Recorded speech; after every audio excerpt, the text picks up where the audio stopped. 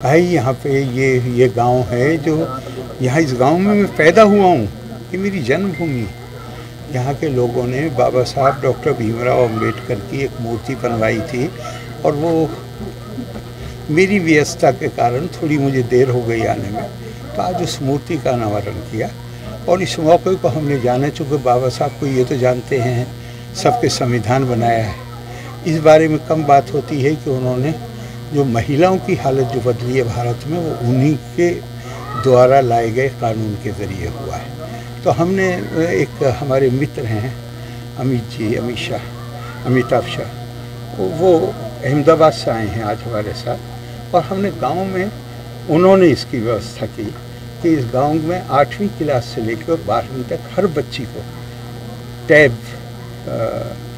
लेवनो का टैब किसका है, लेनोवो का टैब दिया है, ताकि उन बच्चियों को अपनी पढ़ाई में आसानी हो। सर, जम्मू कश्मीर में हो रही हत्याओं पर फारूक अब्दुल्ला ने कहा है कि जब तक मैं जिस पद पर हूँ उसकी मर्यादा रखते हुए मैं किसी भी राजनीतिक विषय पर टिप्पणी नहीं करूँगा। देश बहुत आगे बढ़ गया है, महिलाओं की स्थिति आगे बढ़ रही है। नहीं, ये गलत बात है।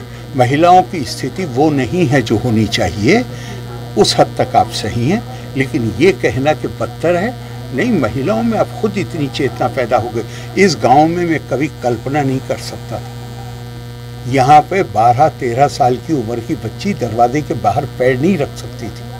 और अब मैं पिछले 15 साल से, मैं तो यहाँ बहुत कम आता था, मेरा तो चुनाव क्षेत्र पूर्वी उत्तर प्रदेश था, तो मैं कम आता तो मैं हैरत में रह गया देख के कि 50 से ज़्यादा लड़कियाँ इस गाँव से साइकिल चला के 7 किलोमीटर जाती हैं शिक्षा लेने के लिए।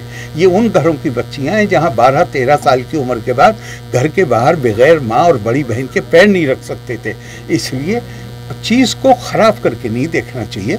बहुत कुछ करना बाकी है, लेकिन बहुत चेतना आई है, और मुझे पूरा विश्वास है कि ये पढ़ी लिखी माँओं के जो बच्चे होंगे वो स्थिति को और ज़्यादा बेहतर। कश्मीरी पंडितों की हत्याओं पर क्या बोलेंगे? बहुत, एक भी हत्या, किसी मासूम की हत्या, इससे बड़ा जघन्य अपराध कोई हो नहीं सकता। और निहायत शर्मनाक, मैं भारतीय के नाते शर्म महसूस करता हूँ। अगर मेरे देश के एक भी व्यक्ति को अपना घर छोड़ना पड़े और शरणार्थी बनना पड़े, तो जितनी मैं शर्म करूँ उतना कम है। लेकिन उसके साथ एक एश्योरिंग बात यह है कि जो इस वक्त जो प्रशासन है वहाँ, वो इसको कंट्रोल करने का भरसक प्रयत्न कर रहा है। बाबा साहब डॉक्टर अम्बेडकर अमर है, अमर है। बाबा साहब डॉक्टर भीमराव अम्बेडकर अमर है, अमर है। बाबा साहब डॉक्टर भीमराव अम्बेडकर अमर है, अमर है। भारत के संविधान निर्माता की अमर जय हो। भारत के संविधान